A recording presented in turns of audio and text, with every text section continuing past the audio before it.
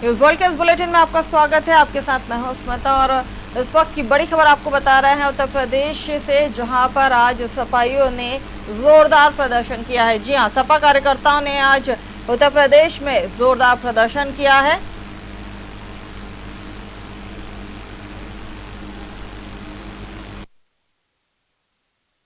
में सपा का आज जोरदार प्रदर्शन देखने को मिला है। किसान बिल और रोजगार को लेकर प्रदर्शन किया गया है। साथ ही कई जगह सपाइयों पर लाठी चार्ज भी आज किया गया है।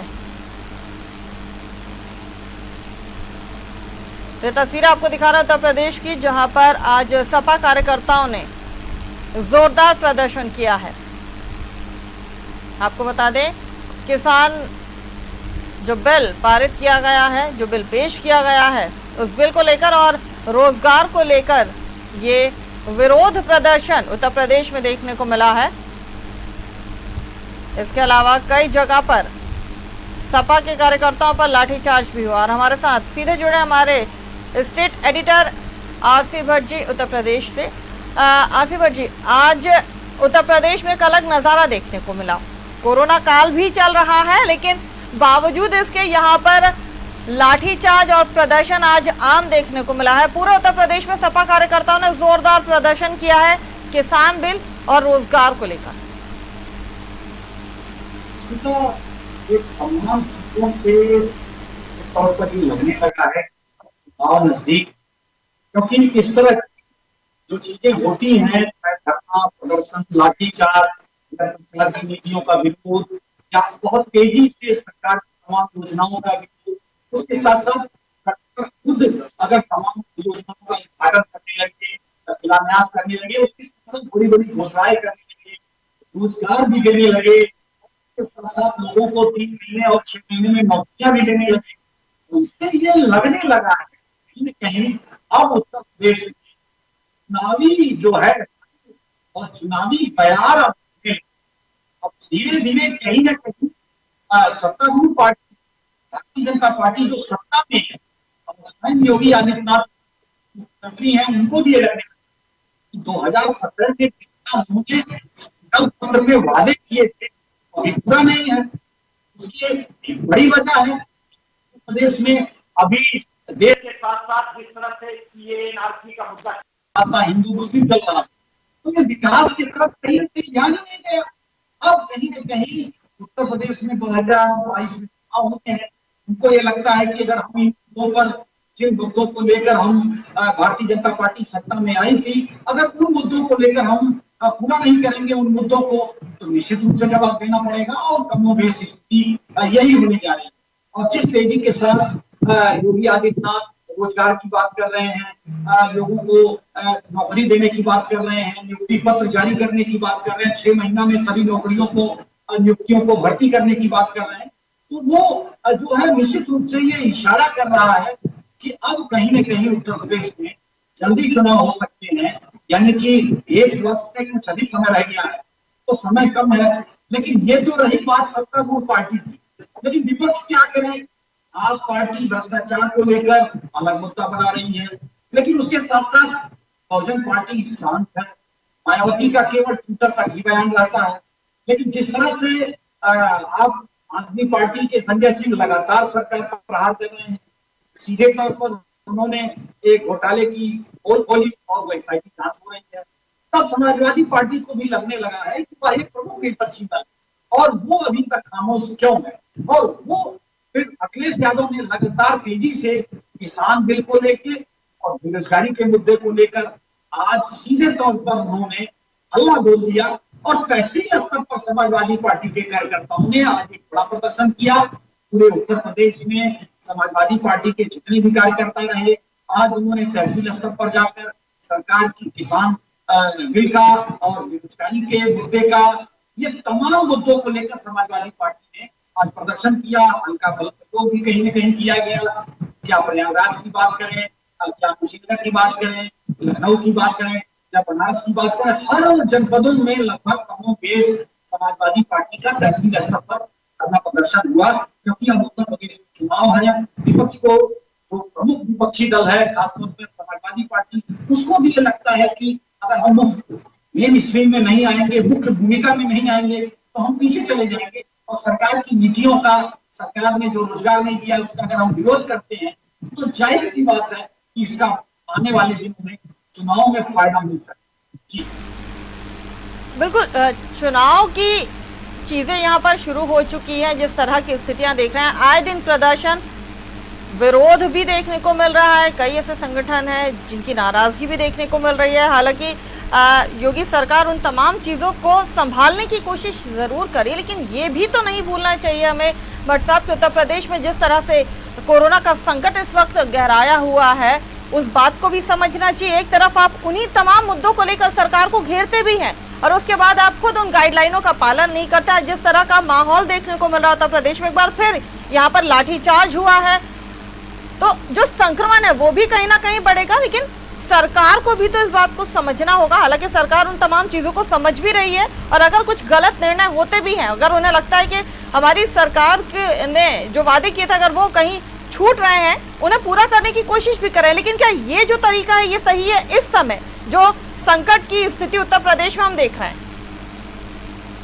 इसमें का सवाल निश्चित रूप से ये आपका बनता है और ये विपक्ष के से भी बनता है और सत्तारूढ़ दल से भी बनता है, क्योंकि सत्तारूढ़ दल 3.5 साल सरकार को हो गए हैं बीजेपी शासित इस प्रदेश में, लेकिन अभी जो वादे किए थे उसका कहीं इंतजार। बेरोजगारी एक बड़ा मुद्दा है उत्तर प्रदेश में। उसके साथ साथ अब विपक्ष को भी ये लगता है कि सक्रिय हो जाने का समय सही आया, क्योंकि जिस तरह से 1 साल कुछ महीना अब रह गए हैं चुनाव होने में, तो उसको लेकर विपक्ष को ये लगता है कि अब हम लोगों को सक्रिय हो जाना चाहिए, सरकार के तमाम मुद्दों पर सरकार को घेरना चाहिए। बेरोजगारी एक बड़ा मुद्दा है। अभी अभी जिस तरह से किसान बिल आया है उसको लेकर सरकार जो है सरकार को घेरने की कोशिश की जा रही है उत्तर प्रदेश में। और उसके साथ साथ जो उत्तर प्रदेश में सरकार की कमियां हैं उसको लेकर, चाहे कोरोना का घोटाला हो, चाहे किसान बिल हो और चाहे उसके साथ साथ अन्य जो मुद्दे हों, उन मुद्दों को लेकर अब समाजवादी पार्टी सड़क पर आने की कोशिश कर रही है। धीरे धीरे कहीं न कहीं अपने विरोध को मुखर कर रही है, जिससे कहीं न कहीं जन आकर्षित हो, लोगों का मन बदले और यही आगे चलकर वोट बैंक में तब्दील हो और आगे चलकर फिर ये सरकार बनाने की कोशिश करे। लेकिन इस गतिविधियों को योगी आदित्यनाथ ने और भारतीय जनता पार्टी के थिंक टैंक ने समझ लिया है और जिस तेजी से लगातार योगी आदित्यनाथ घोषणा कर रहे हैं, चाहे टीचर भर्तियों का मामला हो, चाहे टीचरों के अंतर जनपदीय तबादलों का मामला हो, चाहे 3 माह में नियुक्ति पत्र और 6 माह में तुरंत जो है अपॉइंटमेंट लेटर से नियुक्ति दे देना, ये भी मामला हो, या फिर बहुत तेजी के साथ चयन भर्ती बोर्डों की बैठक करना। आज उत्तर प्रदेश में तमाम चयन भर्ती बोर्ड के जो अध्यक्ष हैं वो आए हुए हैं, उनके साथ अभी बैठक 5:30 बजे होने वाली है। उसके साथ साथ सारे विभागों के प्रमुख सचिव आज रहेंगे। तो अब ये भी कहीं न कहीं सरकार इस कोविड-19 के संक्रमण में तेज होना चाहती है कि कहीं वो पिछड़ न जाए। ऐसा ना हो कि वो तो जनता का इलाज करती रहे और उसका इलाज कहीं विपक्ष करते। तो ये कहीं न कहीं बड़ा मुद्दा है और इसको लेकर अब पक्ष और विपक्ष में एक रस्साकसी है। दोनों कहीं न कहीं जनता को आकर्षित करने की कोशिश करेंगे, क्योंकि अब समय कम है और निश्चित रूप से काम बहुत ज्यादा है सरकार के लिए भी और विपक्ष के लिए। बिल्कुल, आपने इस बात को सही कहा है और ये बात हो भी रही है। लेकिन सवाल वही आता है भट्ट सर कि एक तरफ तो सरकार उन तमाम चीजों को देख रही है। आज जो प्रदर्शन हुआ है वो मुख्य रूप से किसान बिल को लेकर हुआ है और रोजगार को लेकर हुआ है। अगर रोजगार की बात की जाए तो रोजगार को लेकर मुख्यमंत्री योगी आदित्यनाथ ने भर्ती के लिए आदेश दिए हुए हैं। ये बात हमने इससे पहले भी चर्चा में जरूर लाए थे हम कि जहां पर सरकारी विभाग में जितने भी रिक्त पद हैं उनकी डिटेल मांगी गई है। 3 महीने में भर्ती की बात की और 6 महीने में नियुक्ति पत्र की बात मुख्यमंत्री ने की। रहा सवाल किसान बिल का, तो किसान बिल को लेकर आज प्रधानमंत्री नरेंद्र मोदी ने भी एक बार फिर संबोधित किया। उन्होंने इस बात को साफ कहा है कि जो मंडियां हैं उन्हें हम बंद नहीं कर रहे हैं, किसान के लिए फायदे की ही ये तमाम चीज है। उसके बावजूद ये तमाम तरह का विरोध प्रदर्शन और साथ ही लाठीचार्ज। निश्चित रूप से केंद्र सरकार जो तमाम योजनाएं ला रही है, चाहे उज्ज्वला गैस योजना हो, प्रधानमंत्री आवास योजना हो, हर घर को नल से जल देने की हो, ये तमाम योजनाएं जनहित में हैं। लेकिन अगर हम उत्तर प्रदेश पे अगर फोकस करते हैं, उत्तर प्रदेश की परिदृश्य को देखें, तो अभी तकरीबन 6 माह कोरोना काल की भेंट चढ़ गया है, पूरा देश इसकी भेंट चढ़ गया है। लेकिन उसके साथ साथ चूंकि उत्तर प्रदेश में विधानसभा के चुनाव होने हैं, 3.5 साल का समय भारतीय जनता पार्टी को उत्तर प्रदेश में निकल गया है। अब उनकी भी छटपटाहट है कि 2022 में भी उनकी सरकार रिपीट हो, यानी दोबारा बहुमत के साथ आए, क्योंकि जो जादुई आंकड़ा उन्होंने पार किया था, उस आंकड़े के और ज्यादा आंकड़े लेकर वो सत्ता में चुनकर आए। समाजवादी पार्टी की ये जो है एक कसक है कि वो सत्ता में दोबारा लौटे। 2012 में जिस तरह वो बहुमत के साथ लौट के आए थे, तो कहीं न कहीं पक्ष और विपक्ष के जो बयानबाजी की अगर हम बात करें, ट्विटरबाजी की बात करें या सड़कों पर विरोध की बात करें, तो निश्चित रूप से ये आगे बढ़ता रहेगा। और सरकार भी 3.5 साल के शासन में उसको अभी सुध नहीं थी कि करना क्या है, लेकिन अब जब लगा कि यह मुद्दा बन सकता है, विपक्ष इसको एक बड़ा मुद्दा बना सकता है, तो वो बहुत तेजी से आगे बढ़ने की कोशिश की। नौकरियों को लेके, भर्तियों को लेके, ट्रांसफर्स को लेके, अंतर जनपदीय तबादलों को लेके, उसके साथ साथ उद्योग धंधों को लेके अब सरकार कहीं न कहीं तेजी में आई है। तो ये दोनों लोगों की कहीं न कहीं ये स्मिताबाजी करी है। और अगर करना था तो आपने रोस्टर के हिसाब से सभी चयन आयोग की बैठक आज से 2 साल पहले करके क्यों नहीं किया? अगर आप उत्तर प्रदेश में 5 लाख नौकरियां खाली हैं, यानी कि 5 लाख लोगों को सरकारी नौकरियों में रोजगार मिलना है, जो अभी तक नहीं मिल पाए। जो आंकड़े आए हैं वो चौंकाने वाले हैं इसमें। और सभी भर्ती बोर्डों के चेयरमैन के साथ आज मुख्यमंत्री बैठक कर रहे हैं। निश्चित रूप से जो है कोई दिशा निर्देश आज उन लोगों को देंगे, क्योंकि समय कम है। क्योंकि रोस्टर के हिसाब से अगर हम चयन बोर्ड भर्तियां करता है तो निश्चित रूप से उसमें 6 माह से 1 साल लग जाता है। कहीं मामला हाईकोर्ट में गया तो कई साल लगता है। ये सरकार जानती है। यहाँ सरकार ने जो घोषणा की है कि हम 6 माह के अंदर नियुक्ति पत्र देकर लोगों को नौकरियों में लगा देंगे, वह पूरा कर पाएगी, ये भी देखना अभी बाकी। जो विपक्ष है वो सत्ता पक्ष पर अब दबाव बनाने की कोशिश कर रहा है और साथ ही जनता को ये जताने की कोशिश कर रहा है कि अगर आप हमें चुनेंगे, हमें मौका देंगे तो हम वो तमाम चीजें करेंगे जो अभी तक नहीं हुई हैं। इस बात को हम समझ सकते हैं। चलिए अब बात करते हैं अगली खबर की, जो उत्तर प्रदेश से ही है, जहां पर कोरोना के जो मामले हैं वो लगातार बढ़ते जा रहे हैं एक बार फिर। लेकिन जिस तरह की तस्वीरें आई हैं भट्ट साहब, उससे तो यही लग रहा है कि ये आंकड़े रुकने वाले नहीं है। जिस तरह के प्रदर्शन हम देख रहे हैं, जिस तरह से लोगों में जागरूकता की कमी हम देख रहे हैं। इसमें निश्चित रूप से जब से उत्तर प्रदेश केंद्र सरकार के निर्देश पर अनलॉक 4 हो गया है, तो आवागमन लोगों का तेज हुआ है और लोग प्रतिष्ठान खुल गए हैं। उसके साथ साथ व्यवसायिक प्रतिष्ठान खुल गए हैं। रेहड़ी पटरी व्यापारी लगातार वो काम कर रहे हैं। तमाम लोगों का जो आवागमन एक दूसरे से दूसरे क्षेत्रों में हो रहा है। शहरी क्षेत्रों में रोजगार के लिए, देहाती क्षेत्रों में रोजगार के लिए लगातार भागदौड़ बढ़ रही है। तो लोग एक दूसरे के संपर्क में आ रहे हैं। और सबसे बड़ी बात यह है स्मिता की लोग सोशल डिस्टेंसिंग का पालन नहीं कर रहे हैं, मास्क नहीं लगा रहे हैं। मैं रोज सुबह कम से कम 10 लोगों को टोक चुका हूं कि आपने मास्क क्यों नहीं लगाया। लोग सोशल डिस्टेंसिंग का पालन नहीं कर रहे हैं, उसके साथ साथ सैनिटाइजिंग की व्यवस्था नहीं कर रहे हैं। तो निश्चित रूप से कहीं न कहीं ये लोगों पर भारी पड़ रहा है। सरकार बेड बढ़ाने की बात कर रही है, रोज वो निर्देश दे रही है, ऑक्सीजन बढ़ाने की बात कर रही है, क्योंकि ऑक्सीजन पूरे उत्तर प्रदेश सहित देश में अब कमी दिखाई पड़ रही है।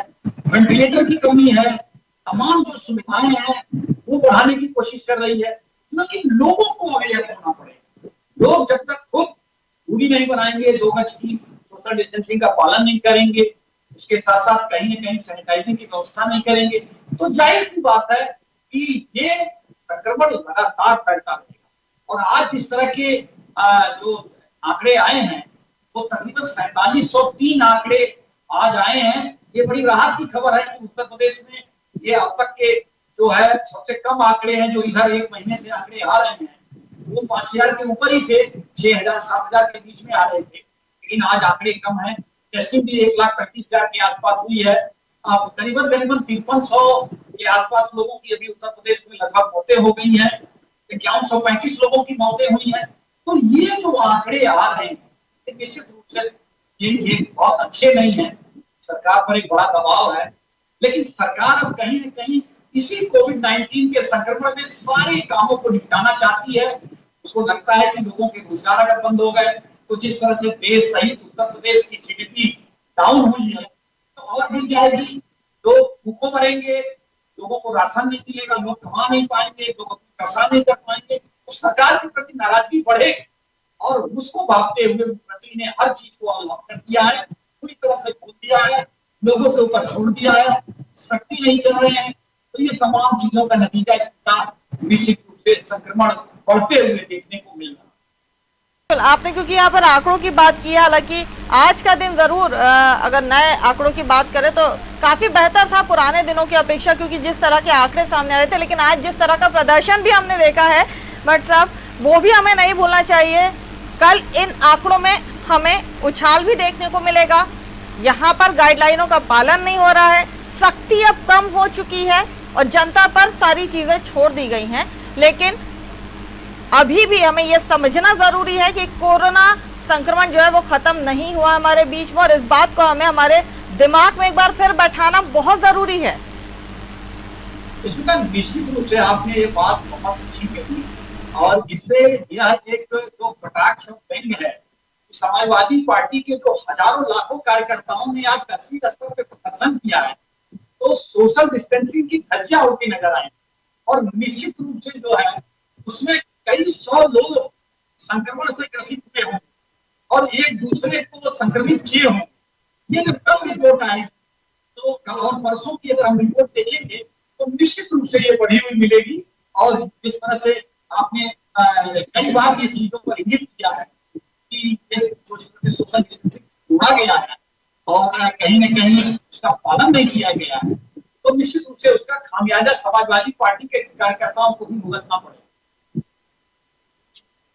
हमारे साथ जुड़ने के लिए और तमाम जानकारी साझा करने के लिए, तो उत्तर प्रदेश से इस वक्त की बड़ी खबरें आपको बता रहे थे, जहां पर आज सपाइयों ने जोरदार प्रदर्शन किया है। सपा कार्यकर्ता आज किसान और रोजगार को लेकर जोरदार प्रदर्शन उत्तर प्रदेश में आज देखने को मिला है, जहां पर कई जगह लाठीचार्ज भी हुआ था। इसके अलावा अगर बात की जाए कोरोना संक्रमण जो लगातार उत्तर प्रदेश में बढ़ता जा रहा है, अगर आज आंकड़ों की बात की जाए तो आज आंकड़े बाकी दिनों की अपेक्षा थोड़े कम नजर आ रहे थे, जिस पर राहत की बात भी की जा रही थी, लेकिन जिस तरह का प्रदर्शन आज उत्तर प्रदेश में देखने को मिला है, इससे इनकार नहीं किया जा सकता है कि कल ये आंकड़ा बढ़ा हुआ मिलेगा।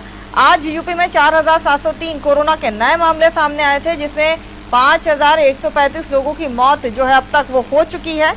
और अगर सैंपलिंग की बात कर ली जाए तो कल 1,35,990 सैंपल्स की जांच भी की गई थी। अच्छा, यहाँ रुकेंगे एक ब्रेक के लिए, जल्द हाजिर होते हैं। आप बने